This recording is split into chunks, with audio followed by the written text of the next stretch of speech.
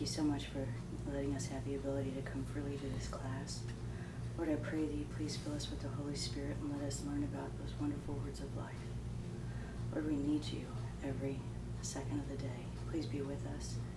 And we pray this all in Jesus' name. Amen. Okay, we're dealing with the binding off period. Sulfur pellets. And one of the, I'm sure everyone has thought about this, but one of the things this binding off period is doing is it's changing some of the initial thoughts we had. Because if this is 9/11 and this is midnight, if that's the best way to mark that, and this is the midnight cry. There was a point in time when we were first seeing this period where the characteristics that we were seeing here and the characteristics that we were seeing here were leading us to believe, among other things, that there would be a message recognized and proclaimed here, and then another message potentially recognized and proclaimed here. But the reality of it is, what we're seeing, if this is all one point in time, then when you get to the point of the covert, when the hiding is unsealed, that's here. If what we're understanding about this period of time being the third message. You know, I seem to remember initially, this is how Mark understood it. He understood, yeah, there's two distinct periods of time, or two distinct points or waymarks that we're discussing prophetically, but he would always express it as like, it's one thing. And this was his initial thought for a long time. He might have some more insights on this as well. But do you understand what I'm saying? That if this is the hiding, the 5 months, then the 5 months, even though there's 6 months in here to this waymark, the 5 months actually takes you to here. Because this 6th month is here. Are you all just understanding it, or? Yeah, I understand. Just lost me on that. I'm not arguing I'm not anything sure right what- now. I'm just wanting you to see the problem. What? Okay, you call it a problem. My only question would be, and I asked it yesterday, is what does that even look like? Like practically to go through that kind of history? I don't know what it looks like. But it changes some things. I mean, we're talking about here that the testimony of Josiah Litch, okay, that he's making a prediction in advance. This here is when his prediction was fulfilled at one level. This is August 11th, 1840. But if we're saying that this is just a point in time, then his prediction is fulfilled here on August 11th, 1840. There's some strength to it in terms of if we were seeing some kind of revelation of a message here during the time of the priest, and then another revelation here, and then one here, and then one at the Sunday law, that kind of challenges the idea of Balaam striking the ass 3 times if the message always is connected with Islam. But if you're just seeing this as one point in time, then you've got the ass, the ass, the ass. There's some... I don't understand. What don't you understand? Okay, what is this? 5 months. Based upon what? Elizabeth's. Okay, Revelation 9 as well. what is this? In the story of Elizabeth. 3 6 months. 6th month. 3 months. There's a month here. But what happens here? Elizabeth and It's Mary. a doubling. Yep. Elizabeth connects with Mary. All right, so what I'm saying, this here is the binding off period.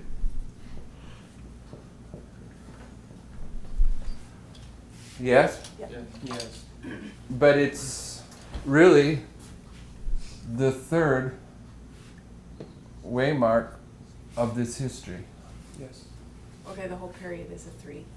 Yes. It is the 3. Yes. So what we were seeing was going to happen here in advance of here. I'm saying is going to happen here. Because 3 looks like this. It's like a wine glass at the bottom. It's a 3, but it opens up into 3 parts. Or I can't. I'm trying to visualize it. I don't know. Whatever. Is that why? It's a little stem, but it's also a cup, or it holds stuff. But This is the binding off period. Is the logic I use, and the third angel is the angel that binds the wheat and the tares, either for destruction or for life. So this waymark at the big level is where the tares fall away first, the wheat's manifested here.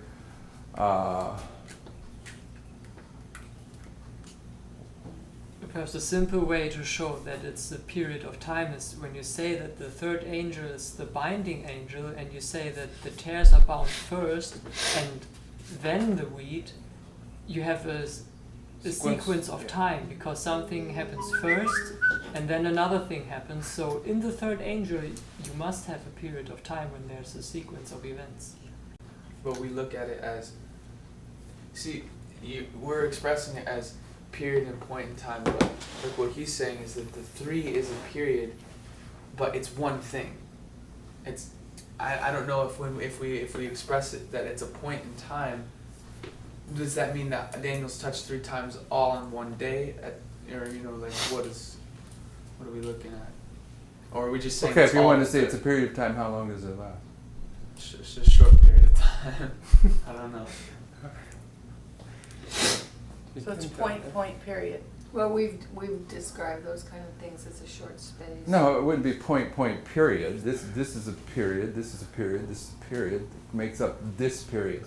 But this is 5 months. This is 1 month. So it's just a third. It's just a third of the full amount of time. It's just the third event. It is just the sequence of the. But it has what happens in that period. It's just very the end of detailed, it. where this is a point, but It's a very detailed point. It's very Yeah. clear, the cause and effect. You can see. Because it's at the end of it. has a starting and ending to the point. I mean, I can see the connection between midnight and midnight cry, but the question that is now arising to me is what brings in the Matthiases at the midnight, because we know that at midnight an external event somehow has to be fulfilled based upon August 11, 1840, that somehow arouses the Matthiases to come in. Good. See, he's making the point. He's arguing that there has to be a prophetic revelation here. But if this is just a point in time, then I argue it's got to be here. Can you just so briefly explain to me why midnight is 8:11:40? I'm sure we've looked at it, and I don't know why I don't remember. Okay, this is Elizabeth here, right? You know that one? Yep. Okay. So this is Revelation 9. Okay. Based on Revelation 9. I'm familiar with So that. what is this? It's the beginning of the 6th Trumpet, second yeah. woe. 391:15. Okay. And what's at the beginning of that 4 history? years and the 4 years at the end. 1453. So you have 1449, Okay. 1453, Okay. and at the end of it you have 8/11/1840 to October 22nd, 18. It's 14. 1453. You messed up the day. 15. Completely. All right. Okay.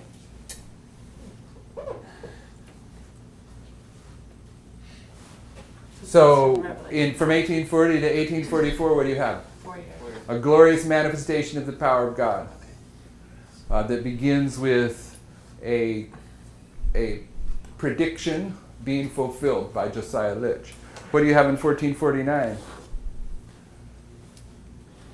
Yeah, the sun. You have a bowing of the emperor of Eastern Rome to the four sultans. You got lots of stuff in there, but that's why you have that. You have 1840 here. So what happens in 1840?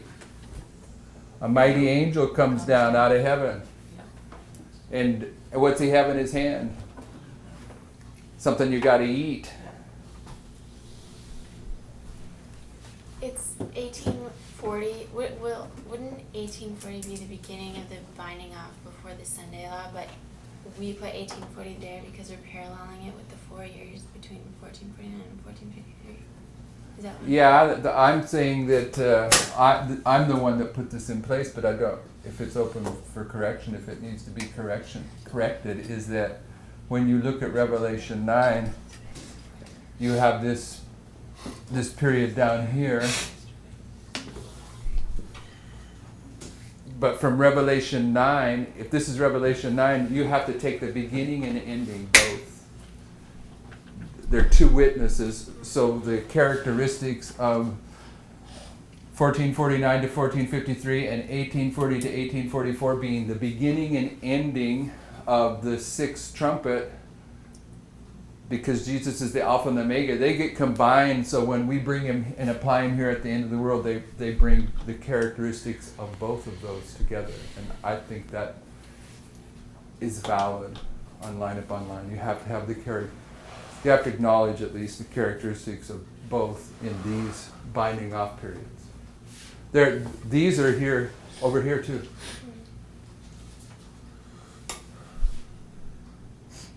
And so, I don't know that I have a conclusion for this, but the other day, a couple days ago, Ezekiel 9 was brought up, and then the counter argument was, Ezekiel 9 was brought up in the context is that there's 5 destroying angels and 1 sealing angel, and the argument was brought up that in Ezekiel 9, it's first the sealing angel goes through and then the 5 destroying angels. So the argument is it valid to use this 5-month, 1-month pattern that's put in this history and apply it to 5 destroying angels and 1 sealing angel when it appears in Ezekiel 9 that they're in reversed order? Okay, the ones that the sealing angel goes through and puts a mark on everyone, and then the destroying angels come afterwards and destroy them. So I thought we would look at that 5-6 here this morning. So that's what, because I think the testimony of Ellen White places the sealing angel here because he's the 3rd angel. So her comment on Ezekiel 9 allows us to say that it's in this history that the character is being produced, that's going to be manifested in this history. Can you finish the thought that you were about to... Bronwyn asked for you to explain that thing, but Lawrence had a question about the message, or about an external message for the Matthiases, and you were saying, he's arguing the point, and then you started to go there, and then we went somewhere else. No, what I was understanding by him is he's saying there is valid prophetic logic to see a distinction in these 2 waymarks, that there is some kind of prophetic revelation that takes place here and some kind of prophetic revelation that also takes place here. That means there would be a prophetic revelation here just before the Sunday law, and then a prophetic revelation here at the Sunday law. And whether you've caught it even as you sit in the class, that is something that we have been grappling with. But if what we're saying is that this binding off period is in reality a point in time, then the prophetic revelation that's here may very well be here, and it may be just singular. And that has big implications. Is this prophetic revelation here the message that produces this 3-step testing process among the priests? Or is this prophetic revelation right here the message that produces the 3-step testing process among the Levites? So I don't know that I have the answer, but it's a significant place to settle into, and you have to understand the problem before you can even begin to sort it out. But it must be there must be a prophetic message at midnight that draws in the Matthiases. It must be like this. And it starts the 3-step testing process for the Matthiases, and then... Okay, tell us about the Matthiases. Why are you saying the Matthiases? Because we know that the number is made up in the binding off. The number is made up. Do you know what he's saying? No. Okay, some of us do, some of us don't. So maybe all of us should, but we don't. Do you understand what he's talking about, Brother Jim? I'm speculating that he's talking about, making up the last of the apostles, making up the priest, final count. Okay, there's a numbering in this history of the priests, a numbering in this history of the Levites, which together makes up the numbering of the 144,000. No, I understand. Okay, so in the priests, you have that typified by the 12 disciples, of who Judas falls right here. And so Judas has to be replaced, and he's replaced by Matthias. Yeah. So Matthias is marked as coming in this history and replacing Judas. But on the line of Christ, Matthias isn't coming in based on a prophetic testing message. He's coming in simply as a replacement. So we have one line just showing a replacement happening, even if the bottom line shows something. On one level, Matthias is coming in To simply make by up lot. the 12, Yeah. to make up the 12, it's not, Yeah, well, maybe. But we because have you've gotta have the 144,000, you have to have that number, so in order to be a perfect number, you have to bring in someone to replace. But it's 1840 to 44, and therefore from this line we know that this prophetic message gave the impetus, and that actually brought in all the people to the movement. And we know that the prophetic principle is established at midnight, and somehow the people must see. I'm not interrupting you, but what happens at midnight? The prophetic message is established at midnight. Yes. What happens? So basically, William Miller are confirmed. yeah. So basically, Yeah, but what happens at midnight in the story of Samuel Snow? Very few recognize. Midway. Just Okay, so there's a prophetic message being put in the record, right? yes. That's what I was gonna say, if you wanna see what's gonna happen, you just go back to the Millerite. And Yeah, well, that that's period that's of the point. time. That's what he's basing it on, and he's going a different direction than you. He's not done, but Tyler. Based on what Kathy just said, and I think it's a valid point, in the history of the Millerites, we know that there was 1 month between midnight and the midnight cry, from the Boston Tabernacle to Exeter Camp meeting. Was it 1 month? 25 days. 25 days. Inclusively 1 month. My question is, you would be, unless I'm misunderstanding your position, you would be... I haven't made a position here. I'm No, drawing what out you're, a what problem. you're, what you're emphasizing, or what you're saying, suggesting rather, you would be dissolving that prophetic 1 month that has been established in the history. I see that too. Yep, you would. I see that. Why would you wanna do that? I don't want to do it. Just want to consider the But that's what it's saying. implications. At one level, prophetically, that is absolutely what it's saying, is that this is the third way mark. Can it be both? Yeah, Can it be divinely not? figures can have more than one meaning, but to not understand We know there's a this three-step dilemma is to testing be process. unable to teach it or defend it. Yes, we know there's a 3-step testing process in there, and we know that that's the binding off period, it's the end of a very significant time period, it's the beginning of where the latter rain is poured out without measure. I'm just saying that it's just the crucial time period where things are being solidified. What are you guys saying? Oh, I was saying that if you have this binding off of the priests, and you parallel it to the binding off of Adventism from the midnight cry to the Sunday law. Yeah, now he's saying that this binding off period is a fractal of the big picture of Adventism, which is here to here. Right, And then But there's also one here of the Levites. right. And then and so I was avoiding getting into the details of the little ones and trying to get to the bigger picture.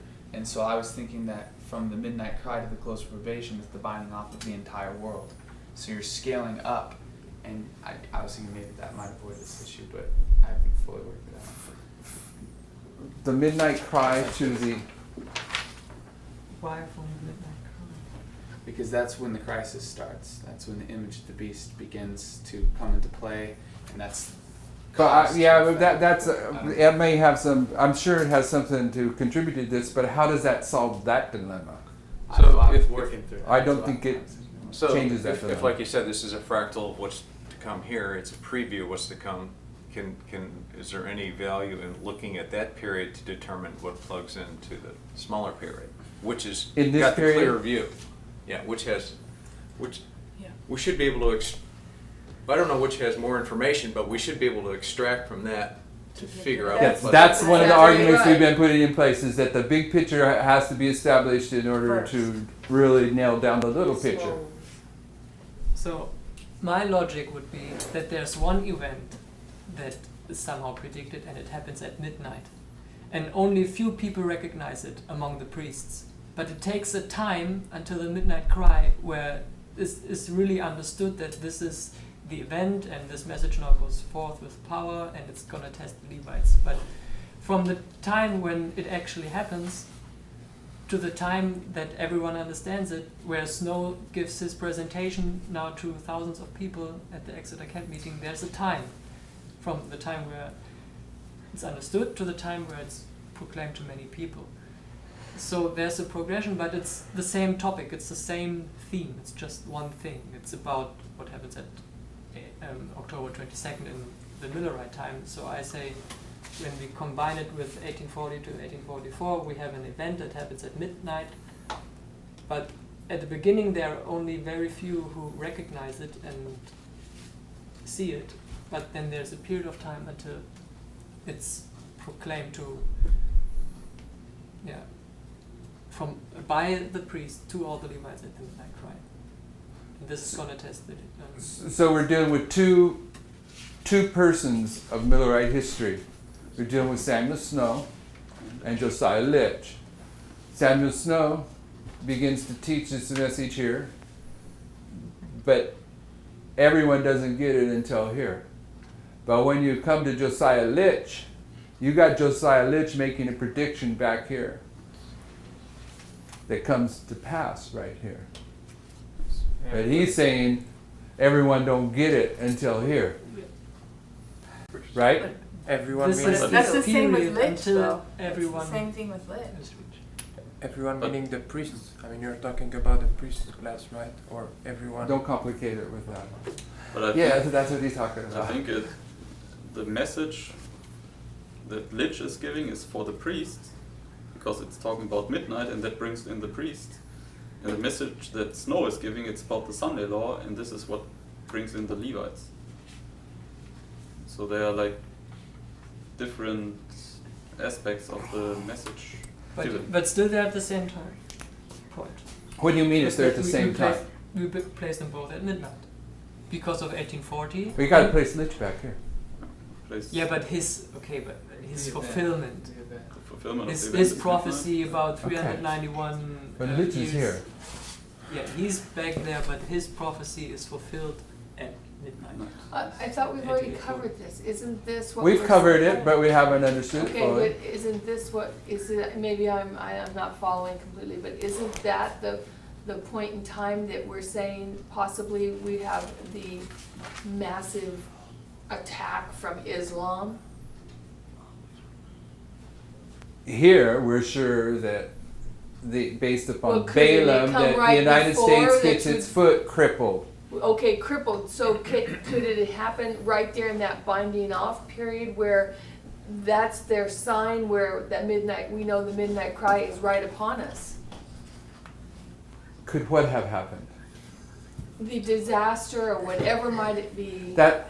Okay, so there's something that we're predicting is going to happen here, like Litch. No, Yeah. yes, but it the will midnight. happen possibly right before the midnight cry on the Yeah. other side. You're putting it there, get it closer over, and then, You're wanting to put the fulfillment right here.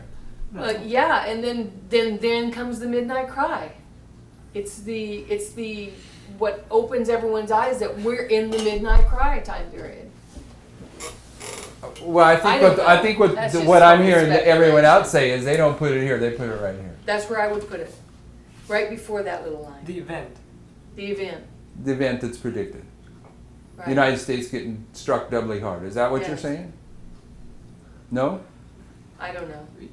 So that's I see the point, but what about 1840 and the event there then at midnight? that's I think okay. it's Well, one thing. explain it again. What's the event here? That's the event that we're predicting. The doubling. We're not at the No, minute. That this is where Balaam These strikes the ass the second time. We're not there. No, we'll let him answer. I want to see what he's saying to try to keep these thoughts isolated from one another. All right, we're acknowledging that Balaam strikes the ass how many times? 3 times. Balaam. This is where we've been putting them. Balaam. Are we going to keep them right here I would On the think that they biggest stay there. fractal, yes. on the biggest fractal? Yes. So we have. What'd you say? I would think they stay there. Yeah. They stay there. Do they stay there for you? Yeah. What happens here? It's on. The USA's crippled. But that's in 1453 when the walls come down. In 1449, there's still an event that takes place. That's a Crippled. We just gotta look at the big guy first, though. Okay, so. All right. That's the point. What I'm saying. Lawrence. Oh. And basically, what I just recognize is the Midnight Cry is also 1844. So it's also because I always had the miscomprehension that Snow is giving a message about 1844, right, which is the Sunday Law. But it is, yeah. But it's also about the Midnight Cry because the Midnight Cry is also 1844. Because you So- superimpose that one. Yes. So we have Lich giving a message, a prediction about the midnight, and Snow giving a prediction about the Midnight Cry.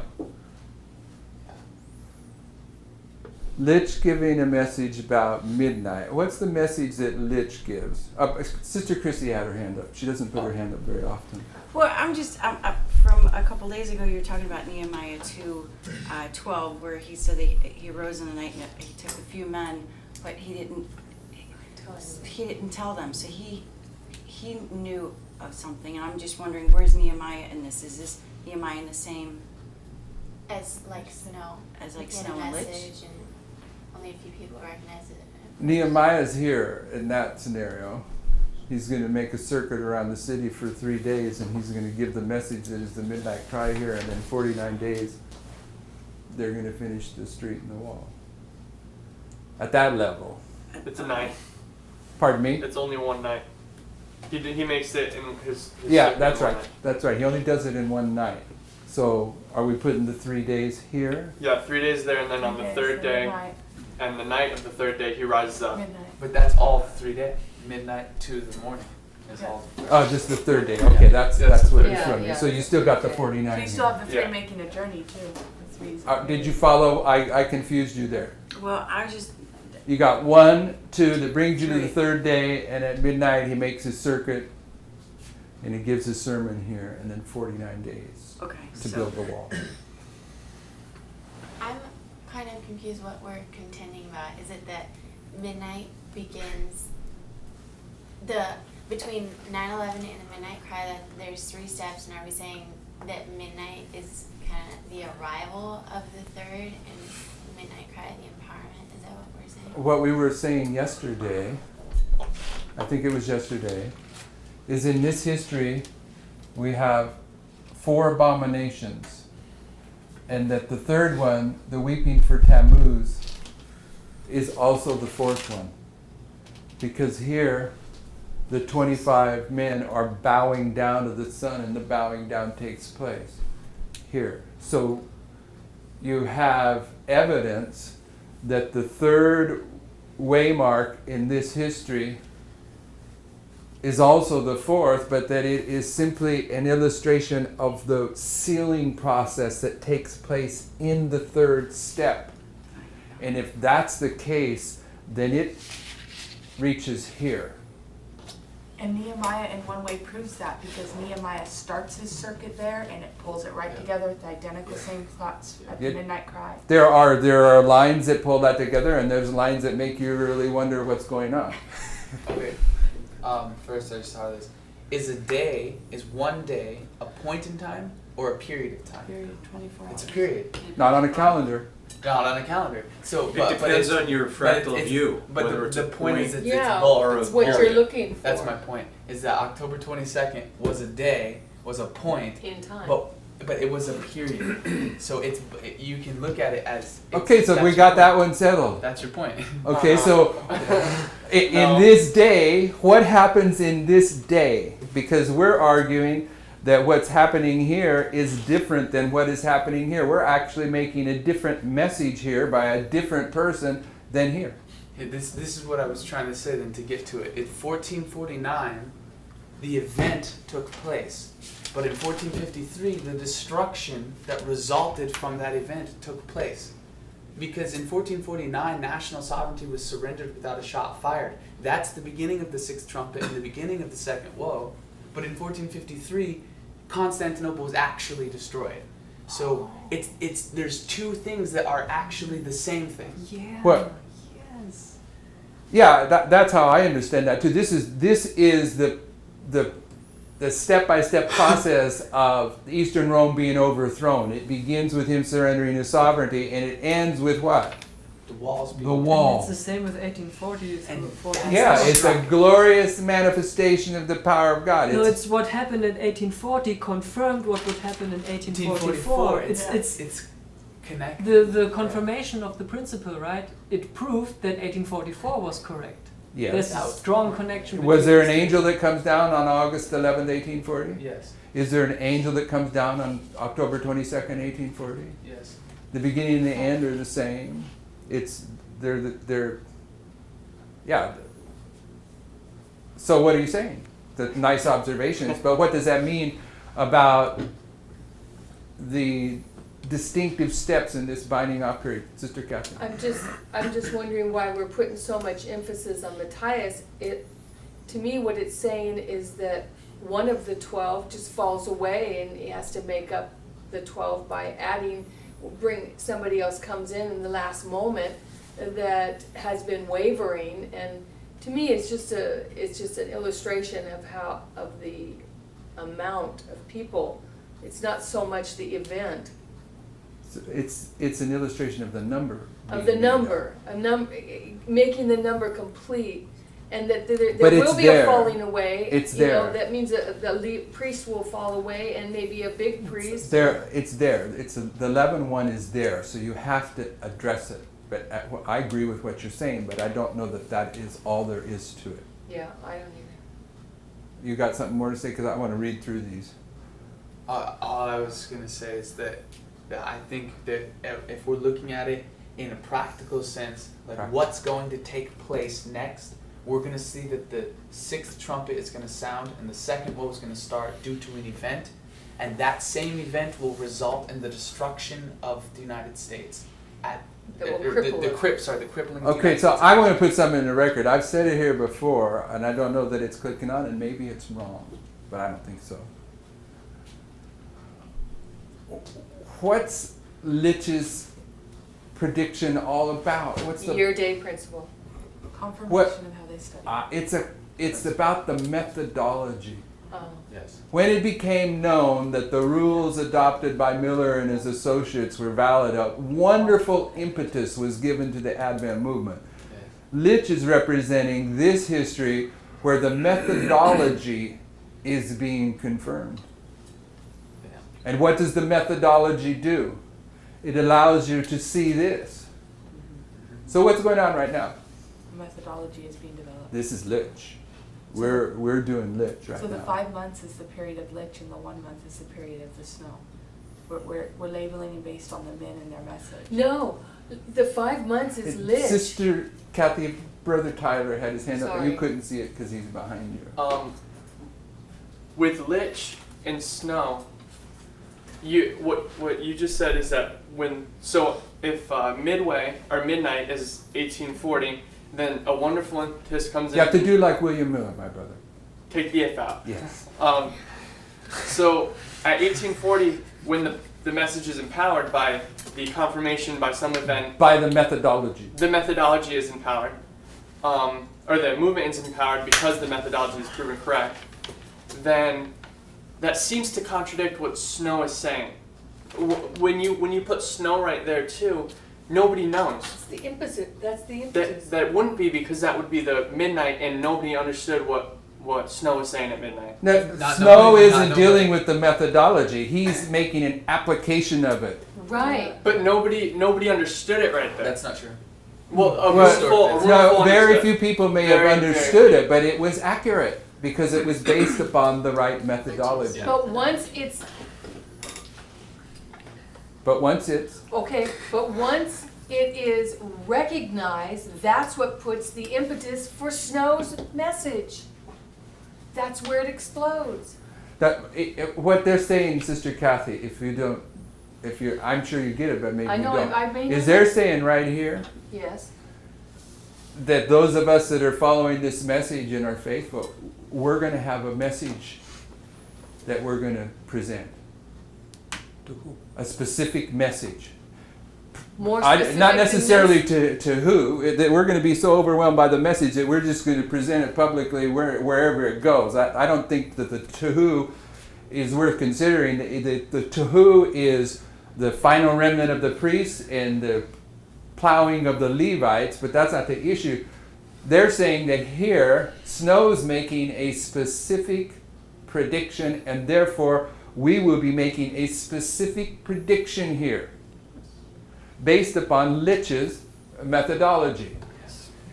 Yes. A specific prediction with no time element in it. Time is no longer, we're beyond that. With no time element in it, this is all about time. Yeah, well, this This sets is up 5 people months, that 1 love month. to place time Okay. on things. Scary. This No, is no, where they come let's in not and even it go starts opening up. to that. We're Oh, beyond that. This can is of not a worms. time prophecy. Yeah, okay. And It's an event.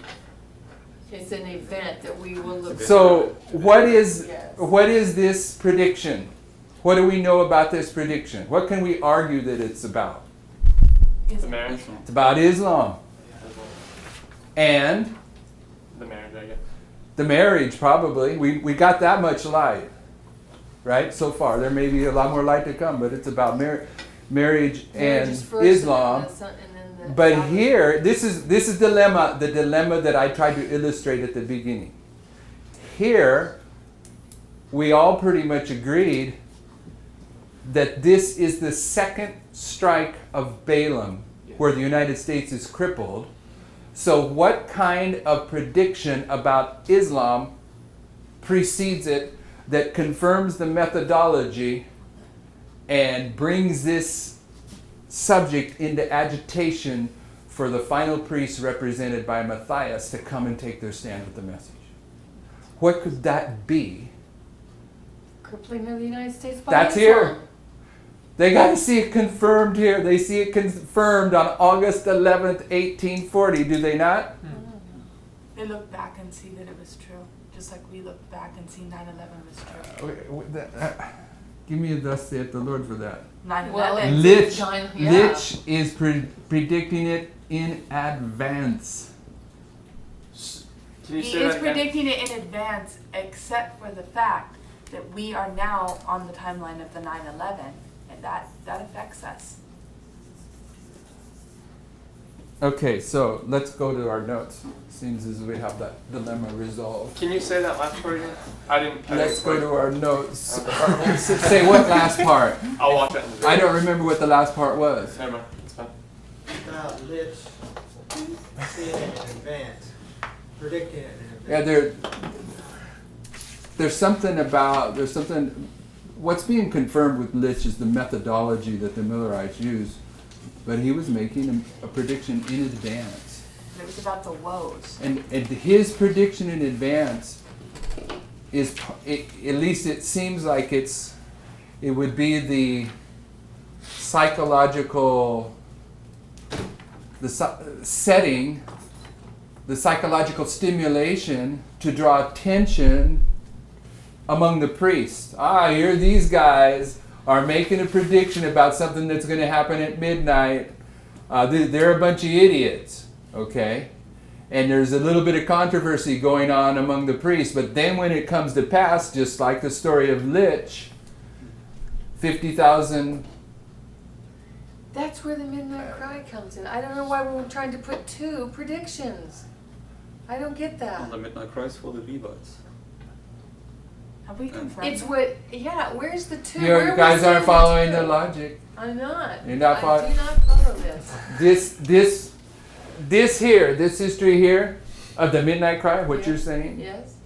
okay, there's going to be a group of people that are predicting that Balaam's going to strike the ass again Right. in advance, and it's going to cripple the United States. Right, why can't that come right before the Wait.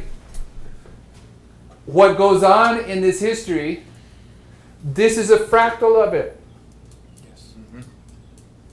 So if you're willing to see that there's a prediction that is fulfilled at the midnight cry at the big level, then the fractal teaches you that there's a prediction prior to the fractal.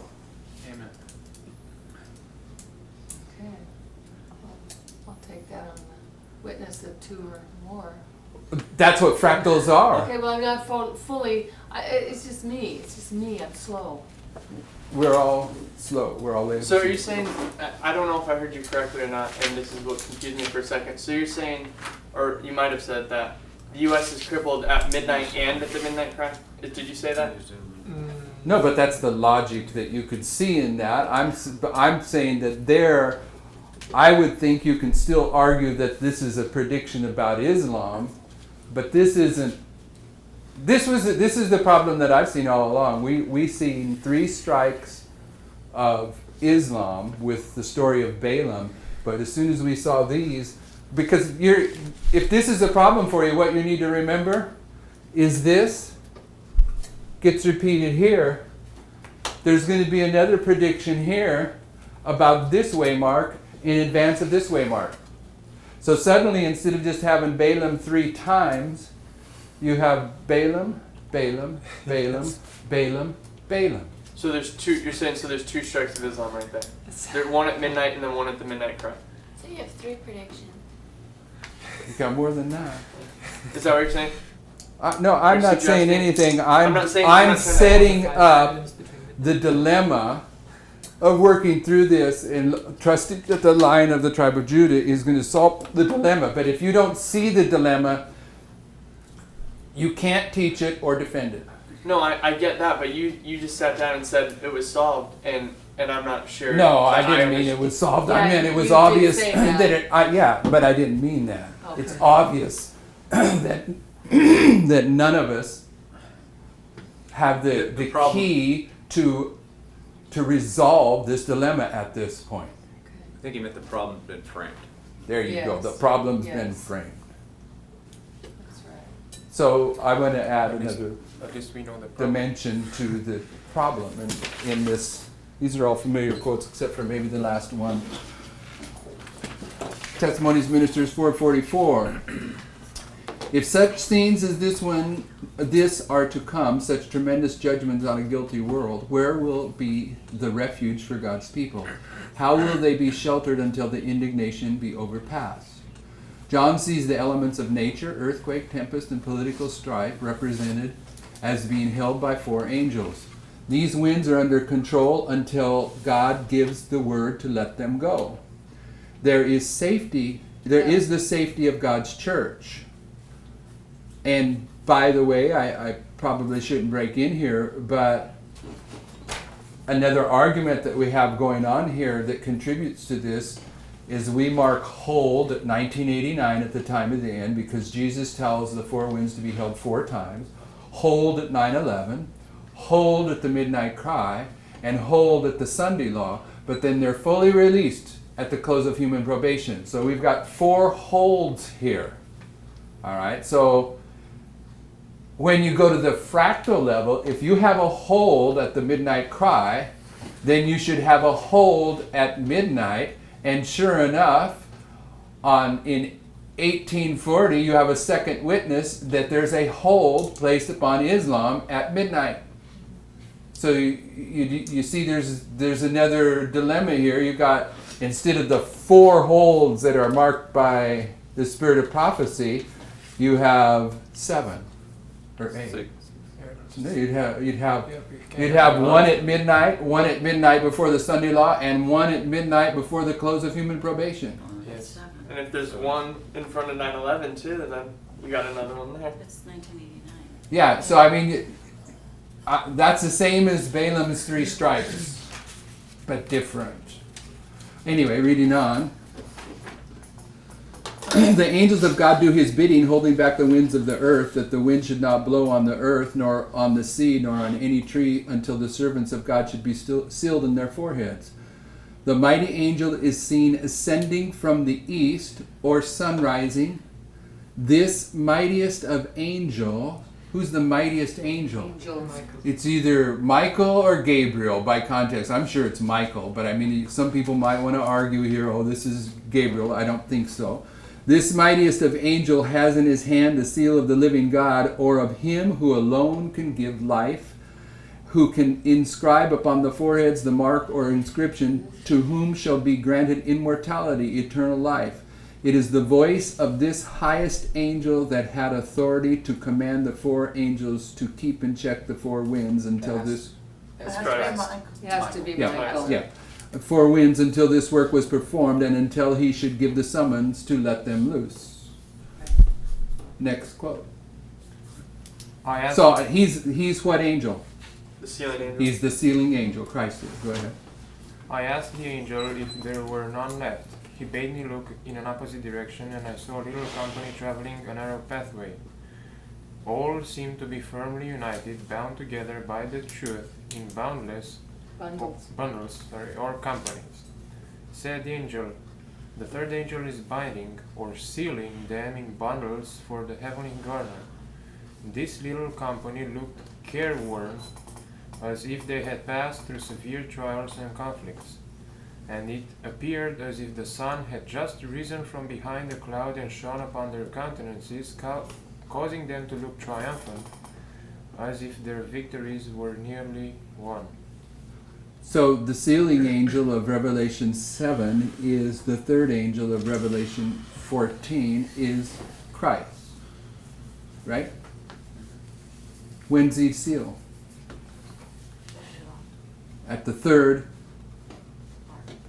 waymark is the sealing waymark. Okay. Brother Patrick? Christ's church on earth is to resemble heaven, a temple built after the pattern of things shown in the Holy Mount. Man must give up his ideas, his plans and devices, and let God work out his original intentions. The great designer must not be impeded in his work by human wisdom. His work and purpose have not been understood. Through the miscalculations of man, the church today is so misshapen that it cannot be accepted by the great builder. Human counsel has been so abundant that individual experience is rare. Men are placed where God should be. God's plans are turned aside, and men's measures brought into fashion and mold. But the great and perfect designer pronounces the work imperfect. The temple that he is building after the pattern of things in the heavens must have the exact proportions assigned it by the architect, whose pattern is without a flaw.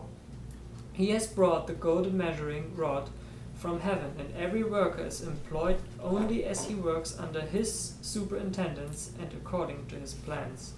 He's called the architect. Amen. There must be no human calculations. God will have as workers only those who will be laborers together with him, who will yoke up with Christ, and learn of him meekness and lowliness of heart. His directions are, make everything according to the pattern shown thee in the mount. Then a temple of heavenly design will be presented to the world, where the divine presence is manifested, and to which is affixed God's seal. So what, in this third waymark, what is he sealing? The temple. The temple. Why? Because she says that. Because he's going to manifest that temple. Okay, so where does that take place? Where does this take place? Where does the sealing take place? Takes place between midnight and the midnight cry. There's what part of the temple is perfected there? The holy place. The priest. The sanctuary. Yeah, the sanctuary. If you want to put it that way, and it's the courtyard for the Levites. but they're being sealed right there. I think it's interesting that it says it appeared as if the sun had just risen from behind a cloud. So the cloud was behind them, and then they're coming to the judgment. And we know the cloud means tarry, and now the sun is shining, and that's when they're supposed to move, and that's when they're being sealed. It's the pillar of fire, it's the sun. And that's, Oh, that's building, better. that's building off of what was in the first paragraph, where she says, a mighty angel is seen ascending from the east or sun rising. Oh, that's right too. So what are we saying about this history? It's complicated. It's what? Christ does his work right here. Right here, he's finishing. Why are we saying the temple here? Just so everyone remembers. Where do we get this from? 46. The temple, the temple, the temple. No. 3 days, so 46. Nope. 2 Chronicles 29. What happens in 2 Chronicles 29? Oh yeah, the cleansing of Okay, The priests, they cleanse the sanctuary first in 8 days, and then the Levites cleanse the courtyard in 8 days. Right? Go ahead. We went back through it. The priests cleanse both the holy place and the courtyard, but the Levites participate in helping the priests in taking what they have to the brook Kidron. But the priests cleanse both. Not necessary. But It's just first, what it says. first the place in the sanctuary that is allotted to the priest is cleansed. Yes. There, and then the place that is allotted to the Levites is cleansed. But you can't really. But the Levites don't actually do the cleansing work. Yeah. It's Why- the priests who It are only doing says know? that they're taking away the stuff. Why is that important to Mark? Yeah. I don't know. It's just the way Because the you priests are express with it. the Levites working to make Who's the first priest? fruits. It's They're distributing this. Who's the priest? We are. Christ. Christ. Christ is the one that does the cleansing ultimately. Yeah. Amen. And what's he cleanse? His temple. The temple. But he does it in 2 phases. That's the point Yes. we're making Yes. here. And that's the priest The, and the Levite. temple part, the buildings part, and then the courtyard, which is also associated with priests and Levites. Right, So in this history, it's here where he's doing what? Based upon these quotes. Sealing them. He's going, okay, I don't know how to ask it, so I'll just say it. Right here, he's going to manifest his temple, and its seal will be upon it. Here, he's going to manifest his temple, and his seal will be upon So it. it's a sealing. Yes. It's a settling in to the truth, where they cannot be moved. Yeah, it's the sealing, but it's a one-way mark.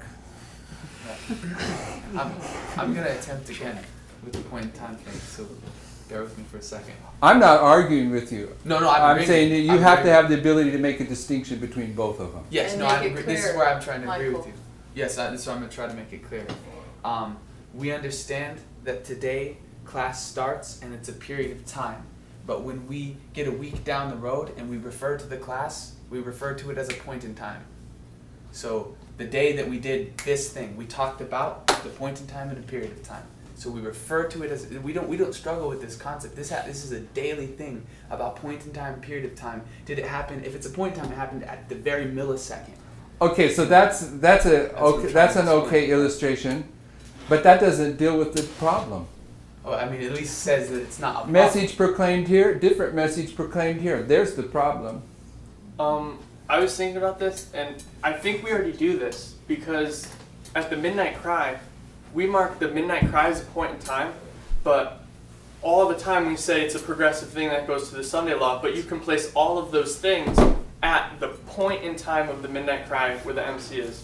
But at the same time, it's an extended period of time. So I think we've already, in some regard, dealt with this dilemma. No, we understand the distinction between a period of time and a point of time, no doubt about it. If we're willing to see that that's what that is a period of time and a point in time, that's the easy part. That's Then you're talking about the message. the that's philosophical recognition that figures can have more than one meaning. Okay, we got that one. And this is the What day we don't got is what's the distinction between this message and this message? Maybe And once you acknowledge that if there is a distinction, if you acknowledge it, This message is, I'm putting words in Lawrence's mouth, and I could be wrong. This message here is directed towards the final priest, and this message is directed towards the Levites. Didn't we say that one's the application, or one's the method, and the other's the application? Lich before here is a Right, confirmation doesn't of the apply. methodology. Snow is the application. Right, is that going to be the same thing? We're going to have a methodology and application? Are you saying they're going to be, it's the same pattern or not? Yeah, this history here is where the methodology is put in place for this Midnight Cry message to be applied, proclaimed. Big picture. It's got to be the same thing, little picture. But what you just said, what you're saying then is that the Levites are being finished off at midnight, not necessarily, the priests are being finished off with the midnight prediction, but the Levites are being drawn at the midnight cry prediction. Not that the Levites are being drawn at the midnight prediction. I'm trying to understand because I'm hearing two different things. Okay, now this is where I was going yesterday, and I don't know if we're ready to grapple with this. But in this history, what goes on? Plowing. Plowing, what else? Seed, harvest. Harvest. Production. Who's getting harvested here? The Priests. priests. Matthias. Well, all of them, all 12 Now- of them. No, really? Then who's proclaiming the message that harvest is? Harvested.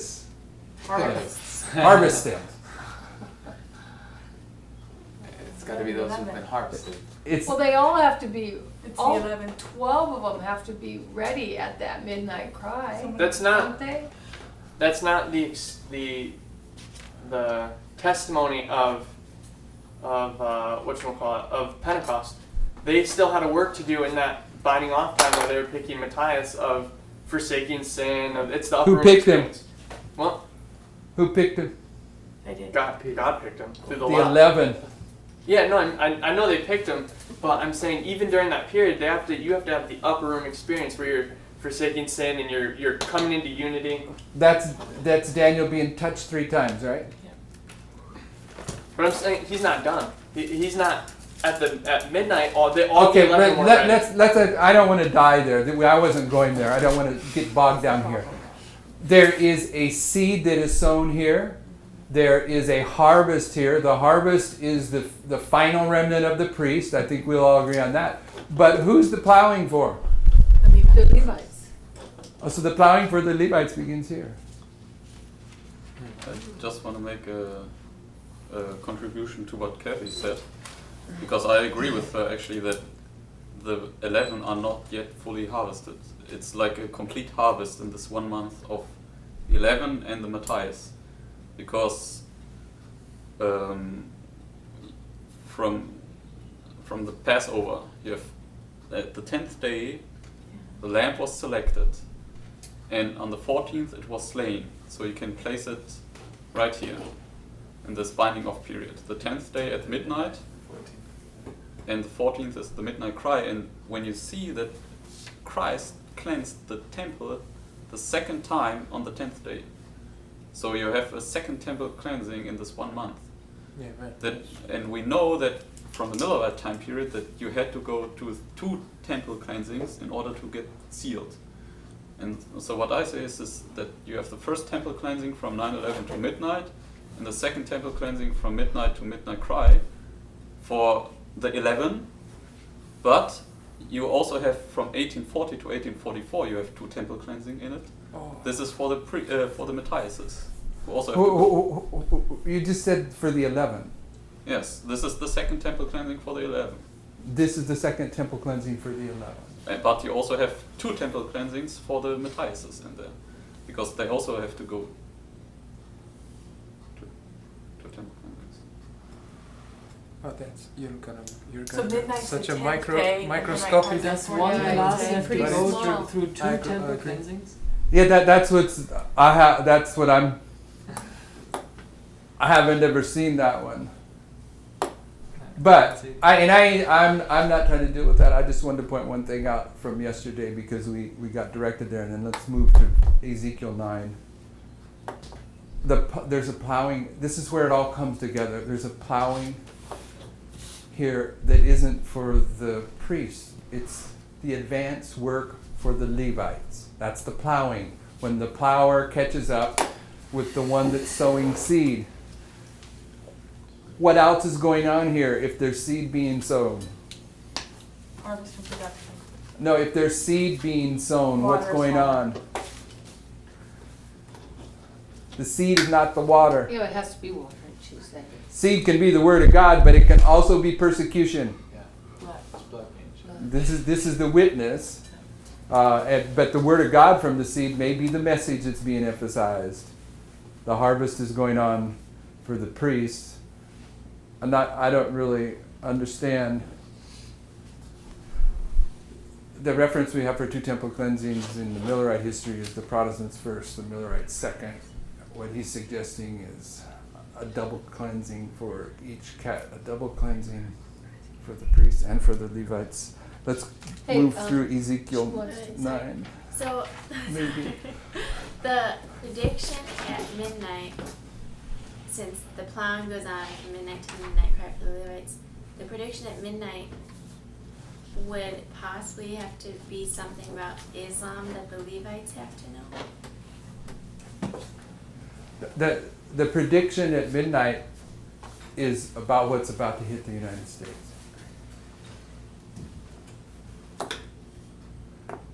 But I would say, I would contend that this prediction is the plowing, and that, like it or not, the only people that are going to be paying attention closely to this prediction are Seventh-day Adventists. Because it's going to come out of this particular methodology that's happening here. Okay, so this is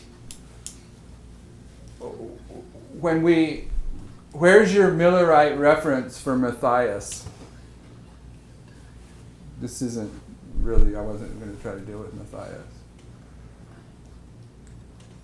Miller. That's right. What does she say? Those that formerly led in the work were the last to receive the message of the midnight cry.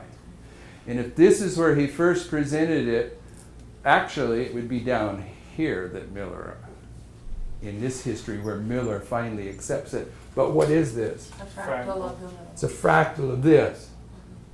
Could So Miller be Miller's Matthias? reception down here somewhere is Matthias. That's what I was, that would make more sense. So, But even that, what is he? What is Miller? He's the last. Of the priest. It's still progressive. The word last implies there was a first. It's progressive. Matthias is the last disciple.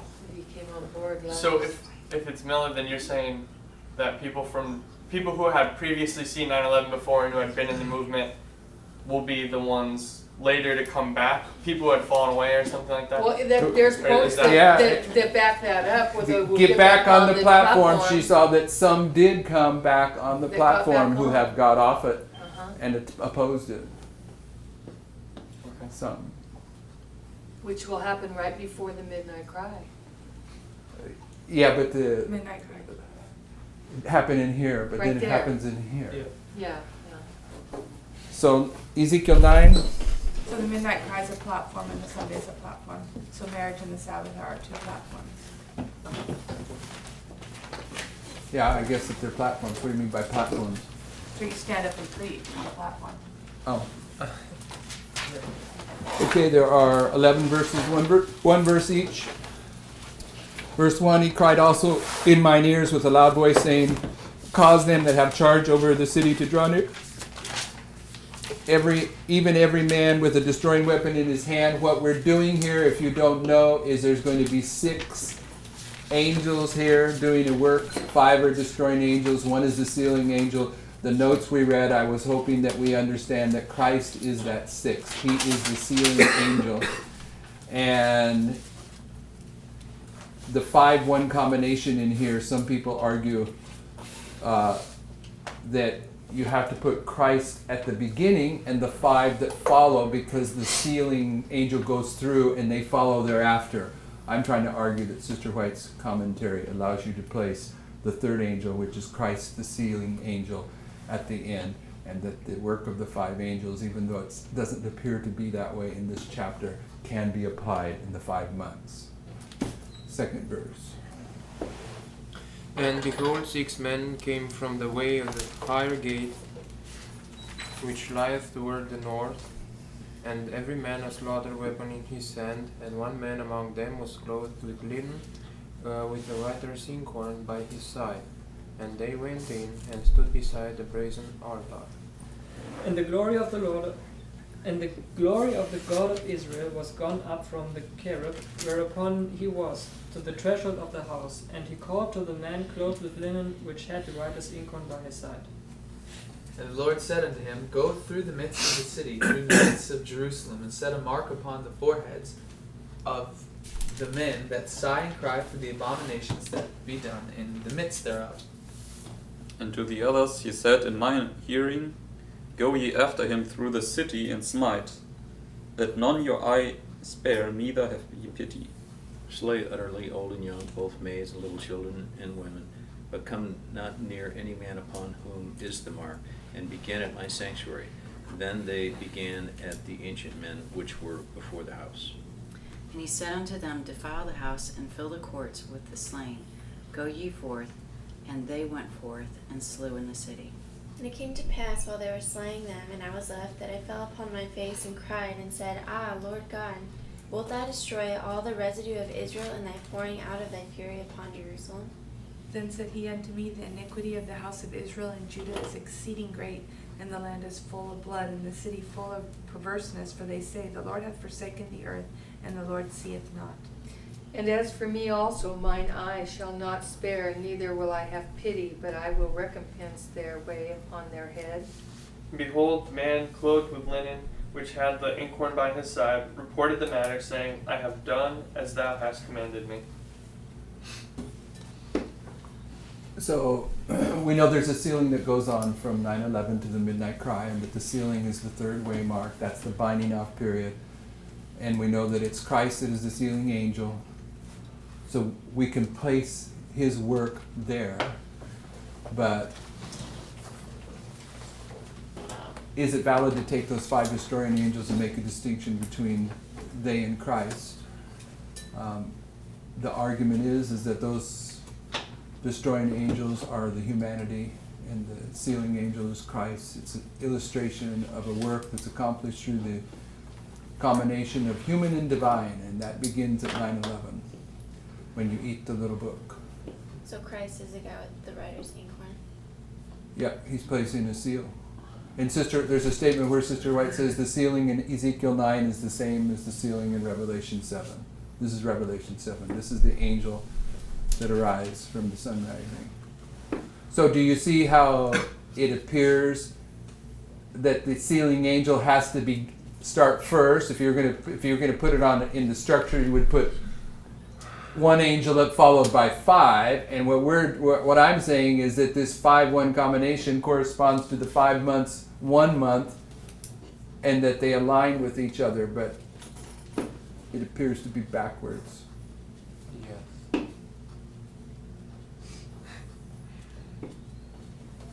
Go ye after him. That's what it says to them. Go ye after. In other words, the sealing angel gets to that 1 month. Yeah, the first. destroying angels can't do anything until they have the mark. They're following behind. So, if you're going to do it that way, you'd have to put the 5 Yeah, but on the other side. yeah, you can put it on the other side and still maintain the template, because after the midnight cry, the 5 go on with their destruction, and then you have the sealing of the Levites, Yes. which is after we have another, you have 1 and then 5 Yes. after the Sunday law, Depending on where you drop and it on 9/11 you can have 1 before 9/11 and 5 after 9/11 and 1 and 5, 1, I 5. agree. It's where you drop in. Where do you drop in with Ezekiel And 9? it's not wrestling the word. I agree. I mean, the order is right, because first the sealing, then the judgment of the priests. It's true After that the midnight judgment cry. would come after The- midnight cry. The problem. He's arguing that the binding off period before 9/11 is the sealing I don't angel know. that's followed from An 9/11 to midnight by the destroying angels, and I'm arguing that we understand that the sealing in Ezekiel 9 and Revelation 7 begins when the four winds are restrained, and they're restrained at 9/11. Yeah, but it's the midnight. Yeah, but it's a point in time in the same time, no? So I can. Oh, argue here's a that. good argument. It's a point in time. Yeah. So you can put one at a point in time, and then you have 5. Okay. Sister Brittany.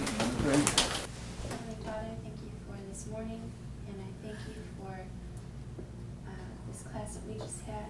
I ask for your continual outpouring of your Holy Spirit as we